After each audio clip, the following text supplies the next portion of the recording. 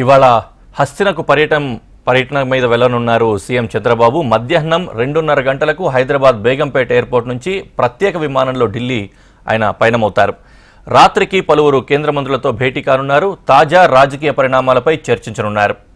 రేపు ఎన్డీఏ తరపున ఢిల్లీలో అసెంబ్లీ ఎన్నికల ప్రచారంలో చంద్రబాబు పాల్గొనుకుంటారు. అయితే ఫిబ్రవరి 5న ఢిల్లీలో అసెంబ్లీ ఎన్నికలు జరగనుండగా 8వ తేదీన ఫలితాలు వెలువడనున్నాయి.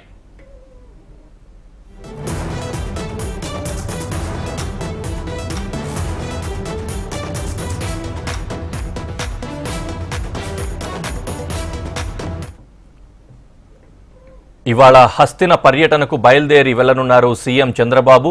మధ్యాహ్నం 2:30 గంటలకు హైదరాబాద్ బేగంపేట ఎయిర్పోర్ట్ నుంచి ప్రత్యేక విమానంలో ఢిల్లీకి ఆయన పయనమవుతారు. రాత్రికి పలువురు కేంద్ర మంత్రులతో భేటీ కానున్నారు. తాజా రాజకీయ పరిణామాలపై చర్చించనున్నారు. ఇక రేపు ఎన్డీఏ తరపున ఢిల్లీ అసెంబ్లీ ఎన్నికల ప్రచారంలో చంద్రబాబు పాల్గొంటారు. కాగా ఫిబ్రవరి 5న ఢిల్లీ అసెంబ్లీ ఎన్నికలు జరుగుతాయి. 8న ఫలితాలు వెలువడనున్నాయి.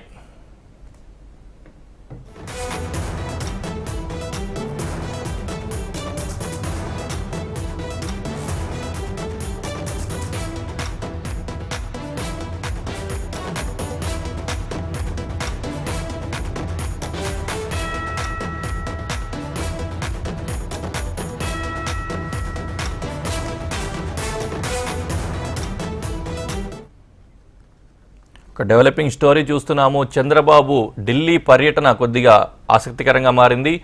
హస్తినలో జరగనున్న ఎలక్షన్స్ సంబంధించి ప్రచారంలో కూడా బాబు పాల్గొననున్నారు. ఇవాళ పర్యటనకు బయలుదేరి వెళ్లనున్నారు సీఎం చంద్రబాబు. మధ్యాహ్నం 2:30 గంటలకు హైదరాబాద్ బేగంపేట ఎయిర్పోర్ట్ నుంచి ప్రత్యేక విమానంలో ఢిల్లీ చేరుకుంటారు. రాత్రికి పలువురు కేంద్ర మంత్రులతో భేటీ అవుతారు. తాజా రాజకీయ పరిణామాలపై ఆయన చర్చించే అవకాశం ఉంది. ఇక రేపు ఎన్డీఏ తరపున ఢిల్లీ అసెంబ్లీ ఎన్నికల ప్రచారంలో చంద్రబాబు పాల్గొంటారు. ఫిబ్రవరి 5వ తారీఖున ఢిల్లీలో అసెంబ్లీ ఎన్నికలు జరగనుండగా 8న ఫలితాలు వెలువడే అవకాశం ఉంది. ఈ విషయానికి సంబంధించి మరింత సమాచారం మా ప్రతినిధి రామకృష్ణ లైవ్లో అందిస్తారు. రామకృష్ణ, స్కెడ్యూల్ ఎంతవరకు వచ్చింది? ప్రజెంట్ సిచ్యువేషన్ ఏంటి సీఎం చంద్రబాబుది?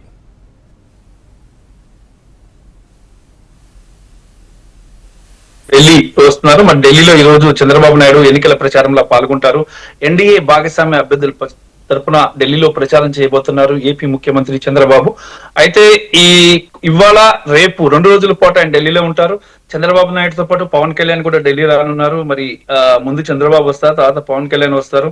ఈ ఇద్దరు కూడా ప్రచారం కార్యక్రమాల్లో పాల్గొంటారు. అంటే ఢిల్లీలో దాదాపుగా 10 లక్షల మంది దాకా తెలుగు వాళ్ళు ఉన్నారు. వివిధ నియోజకవర్గాల్లో దాదాపుగా 70 అసెంబ్లీ స్థానాలు ఉన్నటువంటి ఢిల్లీ స్టేట్ లో మరి దాదాపు 12 నుంచి 15 స్థానాల్లో దాదాపుగా తెలుగు వాళ్ళ ప్రాధాన్యత ఎక్కువ ఉంది. మరి ఈ నేపథ్యంలో చంద్రబాబు నాయుడిని తో ప్రచారం చేయించడం ద్వారా భారీగా లాభం పొందాలని చెప్పేసి బీజేపీ పార్టీ భావిస్తుంది. మరి బీజేపీ అగ్రనేతలు ఇప్పటికే ఇచ్చిన ఆదేశాల మేరకు, దాంతో పాటు వాళ్ళు సూచించిన సలహాల మేరకు చంద్రబాబు నాయుడు ఈ రోజు పలు నియోజకవర్గాల్లో పర్యటించబోతున్నారు. తెలుగు వాళ్ళకి కలిసి బీజేపీకి అభ్యర్థులకు ఓటు వేసి గెలిపించాల్సిందిగా కోరబోతున్నారు. అయితే ఇక్కడ చూసుకున్నట్టుగైతే దాదాపుగా 3 సార్లు ఇక్కడ ఆమ్ ఆద్మీ పార్టీ అధికారంలో ఉంది. మరి ప్రస్తుతానికి ఇక్కడ అధికారాన్ని చేజిక్కించుకునేందుకు బీజేపీ విశ్వ ప్రయత్నం చేస్తుంది. అందులో భాగంగా జరుగుతున్నటువంటి ఈ ప్రచార కార్యక్రమంలో చంద్రబాబు నాయుడు, పవన్ కళ్యాణ్, ఇంకా బీజేపీ ఏపీ అధ్యక్షురాలు పురంధేశ్వరి, అలాగే తెలంగాణ నుంచి ధర్మపురి అరవింద్ కూడా ఈ ప్రచారంలో పాల్గొంటారు. ఈ విడతల వారీగా అందరూ కూడా ప్రచారం చేస్తున్నారు. మరి ఢిల్లీలో బీజేపీ అభ్యర్థులు గెలిపించాలా, ఢిల్లీ పీఠాన్ని కైవసం చేసుకునేందుకు బీజేపీ అన్ని ప్రయత్నాలు చేస్తుంది. మరోవైపు తెలుగు రాష్ట్రాల్లో ఇటు కాంగ్రెస్ నుంచి కూడా మిగతా నేతలు వచ్చి అక్కడ ప్రచారం చేస్తూ ఉన్నారు. వీళ్ళ పోటాపోటీ ప్రచారాలు అక్కడ కూడా కొనసాగుతున్నాయి. అయితే మీరు అన్నట్లుగా దాదాపు ఎక్కువ స్థానాల్లోనే, ఎక్కువ నియోజకవర్గాల్లోనే తెలుగువారి ఇన్ఫ్లుయెన్స్ ఉందని చెప్పి అంటూ ఉన్నారు. ఏ పర్సంటేజ్లో ఉండొచ్చు? కేవలం ఆ ప్రాంతాల్లోనే వీళ్ళ పర్యటన ఉండే అవకాశం ఉందా? డెఫినెట్ గా ఆర్కేపురం, న్యూఢిల్లీ, ఆర్కేపురం నియోజకవర్గం ఒకటి. న్యూఢిల్లీ అంటే అరవింద్ కేజ్రీవాల్ కంటెస్ట్ చేస్తున్నారు అక్కడి నుంచి. ఢిల్లీ మాజీ ముఖ్యమంత్రి, చాలా కీలకమైన నియోజకవర్గం. ఇక్కడ కూడా తెలుగు వాళ్ళు చాలా ఉన్నారు. ఇక్కడ కూడా ప్రచారం చేస్తారు చంద్రబాబు నాయుడు. అలాగే ఆర్కేపురంలో చేస్తారు. అలాగే ఇంకొక 10 నియోజకవర్గాల్లో చంద్రబాబు నాయుడు సుడిగాలి పర్యటన ఉంటుంది. మరి ఈ మేరకు బీజేపీ నేతలు ఇప్పటికే అన్ని ఏర్పాట్లు చేశారు. బీజేపీ జాతీయ అధ్యక్షుడు జేపీ నడ్డా, అలాగే చంద్రబాబు నాయుడు ఇద్దరు కూడా ప్రచారంలో పాల్గొంటారని చెప్పి సమాచారం అందుతుంది. దాంతోపాటు పాటు కేంద్ర హోంశాఖ మంత్రి అమిత్ షా, ప్రధానమంత్రి నరేంద్ర మోడీ ఇచ్చిన ప్రత్యేక సూచనల మేరకు చంద్రబాబు నాయుడు ఢిల్లీలో ఈ ప్రచార కార్యక్రమంలో పాల్గొంటున్నట్లు సమాచారం అందుతుంది. ఇక పవన్ కళ్యాణ్ కూడా ఢిల్లీకి రావాల్సిందిగా బీజేపీ హైకమాండ్ ఆదేశించింది. ఈ నేపథ్యంలో పవన్ కళ్యాణ్ కూడా వచ్చి చాలా ఇక్కడ పర్యటన చేస్తారని తెలుస్తుంది. ఎందుకంటే ఒక సెంటిమెంట్ పవన్ కళ్యాణ్ అనగానే, అంటే మహారాష్ట్రలో ఆయన ప్రచారం చేసినటువంటి 12 నియోజకవర్గాల్లో కూడా అభ్యర్థులందరూ గెలిచారు, బీజేపీ అభ్యర్థులు. సరే, ఇప్పుడు అదే తరహా ఫార్ములాని ఇక్కడ కూడా ఉపయోగించి కీలకంగా తెలుగు వారు ఉన్నటువంటి నియోజకవర్గాల్లో పవన్ కళ్యాణ్ తో కూడా ప్రచారం చేయించాలని చెప్పేసి కూడా భావిస్తుంది. పవన్ కళ్యాణ్ వేరేగా ప్రచారం చేస్తారు, చంద్రబాబు నాయుడు వేరేగా ప్రచారం చేస్తారు. అలాగే తెలంగాణ ముఖ్యమంత్రి రేవంత్ రెడ్డి పర్యటన కూడా ఉన్నప్పటికీ కూడా షెడ్యూల్ అయింది.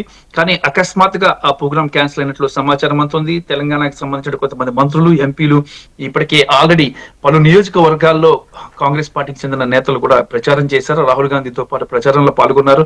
ఇక స్థానిక అభ్యర్థులు ఎవరుంటారో ఆ అభ్యర్థులతో పాటు కూడా తెలుగు నేతలు, తెలుగు పార్టీలకు సంబంధించినటువంటి కీలకమైన నాయకులందరూ కూడా పాల్గొంటున్నారు.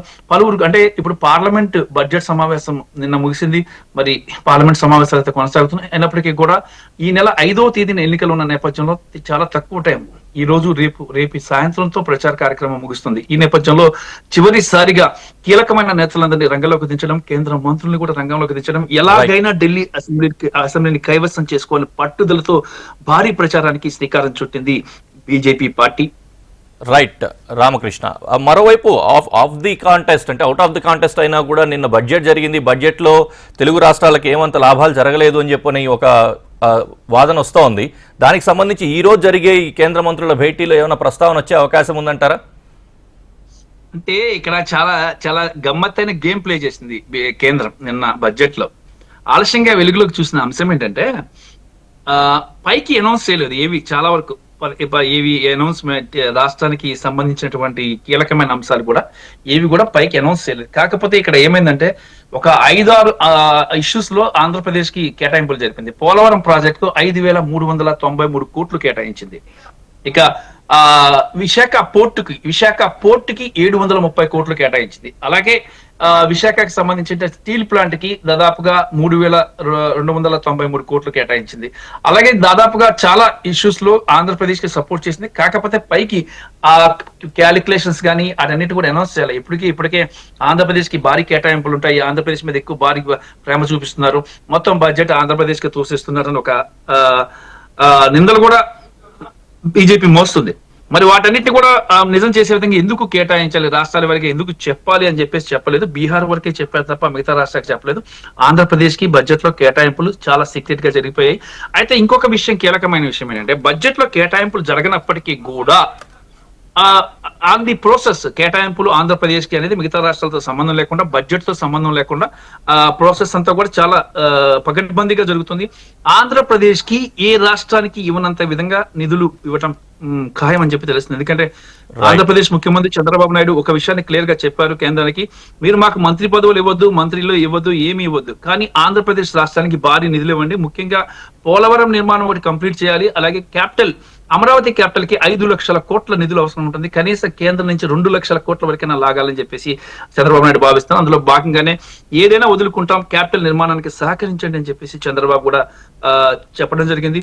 ఈ నేపథ్యంలోనే చంద్రబాబు నాయుడుకి బీజేపీకి మధ్య అంతర్గతంగా చాలా ఒప్పందాలు జరిగాయి. ఆ ఒప్పందాలను ఒక్కొక్కటిగా బడ్జెట్ తో సంబంధం లేకుండా అమలు చేస్తుంది కేంద్రం. Right Ramakrishna, thank you.